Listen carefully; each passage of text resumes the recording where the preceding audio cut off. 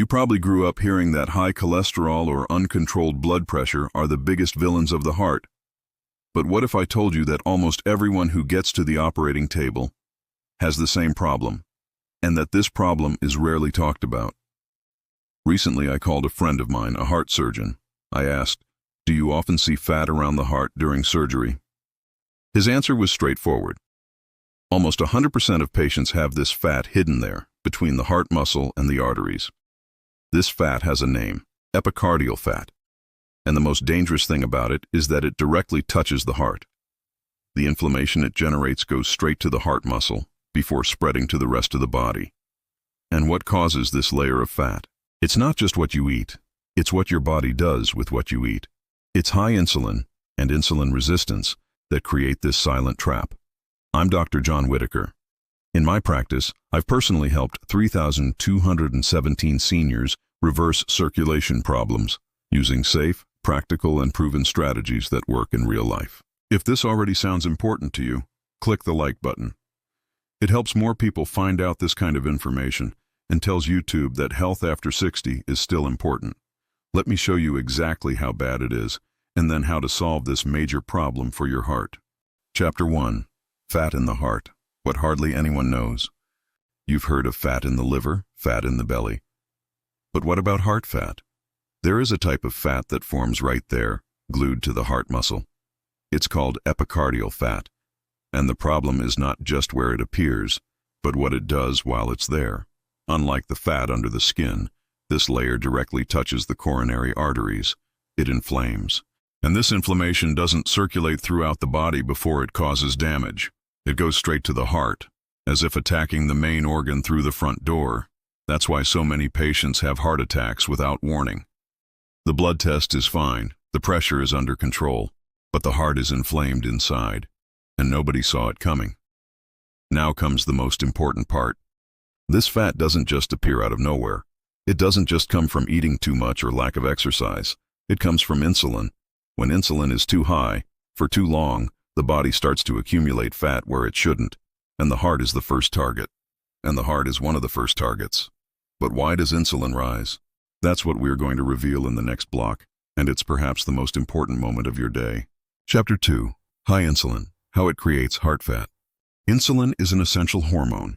It helps take the energy from food into the cells, but when it gets too high and stays high, it becomes a serious problem. Imagine your body as a sponge.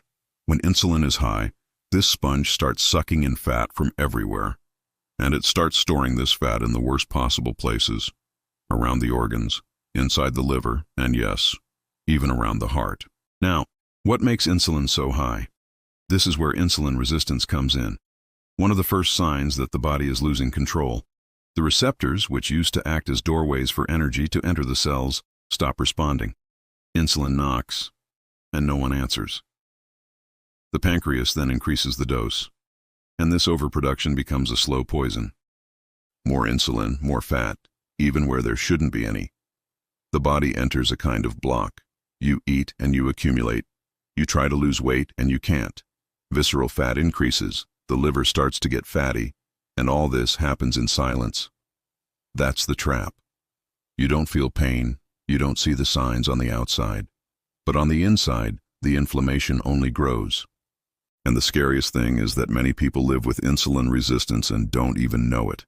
In the next section, I'll show you how to find out if it's happening to you, with simple signs that appear in everyday life. Chapter 3. 6 signs that you have insulin resistance. Insulin resistance is tricky. It doesn't appear suddenly, like a sharp pain or an obvious symptom. It sets in gradually, and it leaves little signs that many people ignore. The first sign is usually around the waist. If you're a man and your belly measures more than 102 cm, or a woman more than 88 cm, this accumulation of abdominal fat is usually noticeable. This accumulation of abdominal fat is already a strong indication. Another sign appears on the skin, dark spots in the armpits, in the folds of the groin, or even small warts on the neck. These acrocordons, which many people think are harmless, can be early warnings from the body. In blood tests, 2 markers usually deliver: high triglycerides and low HDL. If these appear frequently, it's time to turn on the yellow light. But even without tests, the body tells you.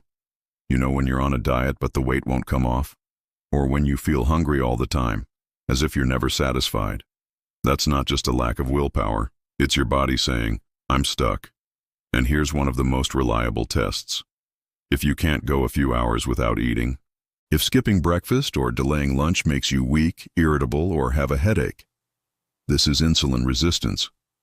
It hinders access to stored energy, and it forces the body to ask for food all the time. But what really causes this state? The answer seems simple, but there are hidden traps that few people see. And that's what I'm going to show you now. Chapter 4. What really causes insulin resistance? Many people think that insulin resistance is just a question of eating a lot of sweets. But the truth is that the hole is deeper, and it starts with everyday foods that seem harmless. Bread, pasta, potatoes, rice, cookies, cereals. These carbohydrates turn into sugar as soon as they enter the mouth. And every time this happens, the pancreas is forced to release insulin. Morning, noon, night, nonstop. Fructose, found in soft drinks, sweets, and even certain juices, is also misleading. It seems natural, but in excess, it is one of the substances that most intoxicates the liver and messes up insulin sensitivity. But not everything comes from food. Chronic stress also feeds the problem. When you live on alert, your body releases cortisol. And this hormone pushes glucose up even if you haven't eaten anything. Sleep is also key. If you suffer from apnea, insomnia, or wake up several times a night, your body goes into survival mode and spends the next day begging for sugar. Now, there's a villain that not many people see coming. It's on the labels, in the spices, in restaurant fried foods. It's refined vegetable oils. Soybean oil, corn oil, canola oil, sunflower oil. They're in almost everything, and they're sold as healthy. But what these oils do to your body is anything but healthy. And in the next block, you'll understand why they're so dangerous, and how they sabotage your metabolism even when you think you're eating well. Chapter 5. Seed oils, the invisible poison of the heart. You can cut down on sugar. You can stop eating bread, avoid soda, and even so, the inflammation doesn't go away. Do you know why? Because there's a hidden ingredient that keeps sabotaging your body from the inside. Refined vegetable oils, also called seed oils. Soybean oil, canola, corn, sunflower. These oils are highly unstable. They oxidize easily when exposed to heat, light, or oxygen. In other words, everything that happens when you cook with them. But in order to last on supermarket shelves, they go through an aggressive industrial process. High temperatures, deodorization, and even chemical solvents, such as hexane, the same found in gasoline. What does this do to your body? These oils penetrate cell membranes, and they damage the insulin receptors, making it even more difficult for glucose to enter the cells. The result? More insulin, more resistance, more accumulated fat. And what's worse, these oils stay in your system for up to a year and a half. Even if you stop consuming them today, the effects are still there, inflaming, sabotaging, weakening. Now here's a scary fact. Even people who avoid sweets and starches still consume up to 30% of their daily calories from these oils, whether it's in salads, dressings, processed foods, or that grilled filet at the restaurant. And that's why so many people go on diets and don't see any results. In the next block, I'm going to show you the most common mistake made by those on a low-carb diet, and why many give up before seeing the transformation take place. Chapter 6. Diets that fail. The modern low-carb mistake. Many people try to change. They cut out bread, cut out rice, give up sugar. They start following a low-carb diet with discipline, and even then, the results don't come. Energy remains low. The weight doesn't come off. Your belly doesn't shrink. Your blood pressure remains unregulated. What's going wrong? The answer lies in the oil used to grill that chicken, or the dressing on that light salad. Even though they eat very little carbohydrates, these people are still intoxicating their bodies with seed oils, which continue to inflame and block the blood vessels, which continue to inflame the body, blocking insulin receptors and preventing fat from being burned. The secret is not just to reduce carbohydrates, it's also about changing the types of fat you consume. A really healthy ketogenic diet needs ingredients that nourish, not sabotage. Use butter, lard, coconut oil, real olive oil. Forget refined vegetable oils. They're not neutral. They're active in destroying your metabolism. This switch changes everything. Inflammation begins to subside. The body responds. Fasting becomes easier. Visceral fat finally starts to get out of the way. And then the results appear. In the next block, I'll show you how to speed up this process step by step, including a powerful detail that hardly anyone uses, but which can transform the way your heart works. Chapter 7. How to reverse heart fat, step by step. Now that you understand how epicardial fat forms and why it is so dangerous for the heart, the most important moment has arrived. The step-by-step process to reverse it. Yes, it is possible. And we're not talking about empty promises, but a real, practical, and clinically validated path. I've seen it happen hundreds of times in my practice. Inflamed bodies that start working again. Overburdened hearts that finally breathe. It all starts with a decision. Stop poisoning yourself every day. And the first poison out of your life is seed oils. Soy, corn, canola, sunflower. They don't just inflame, they deactivate. They deactivate your insulin receptors. They deactivate your ability to burn fat.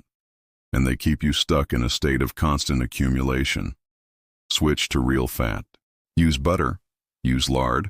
Cook with coconut oil. Season with real olive oil. Not those adulterated blends.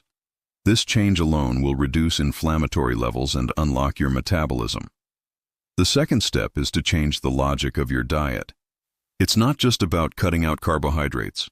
It's about reconnecting your body with foods that have metabolic information, good quality protein, vegetables with real fiber, oilseeds, whole eggs, broths, fermented foods.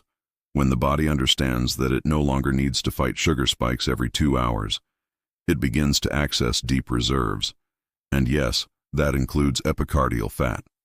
Now, if you want to speed up this process, there's a powerful metabolic key. Activate brown fat.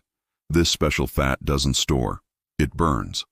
It acts as a heat engine inside your body and can be activated with simple stimuli. A 30-second cold shower in the morning, a walk outside in the early hours of the day. Even washing your face with cold water activates thermal receptors. These stimuli awaken the sympathetic nervous system and help regulate insulin production. Brown fat works in your favor. Another essential step, intermittent fasting. We're not talking about long periods without eating, but something simple. 2 meals a day, lunch and dinner, nothing in between. It's in between meals that the magic happens. That's when insulin drops. That's when the body goes into repair mode. And when this happens frequently, the liver begins to defat, visceral fat begins to give way, and the heart begins to deflate. But beware, fasting doesn't work if you're still consuming inflammatory oils. The body needs a clean internal environment to respond. And there's more. The right exercise, the right way, in the right dose. A single high-intensity workout, even if it lasts 10 minutes, increases insulin sensitivity for up to 2 days. You activate the muscle consumes glucose, and insulin starts to drop naturally without any medication. Want to boost it even more? Include a spoonful of apple cider vinegar diluted in water before your main meals. And if you want extra support, consider berberine, a plant compound with a similar effect to some glycemic control drugs, but without the side effects. You don't have to do everything at once. But you do need to start with 1 step a day, with a conscious choice, and with the clarity that your body still knows how to get back into balance. Heart fat is serious, but it's not a sentence, it's a warning. And now you have the tools to respond to that warning with intelligence and action. If you've made it this far, it means you're ready for more. And the next video is already waiting, packed with practical tips, powerful insights, and real solutions. Click now and keep going on this journey with me.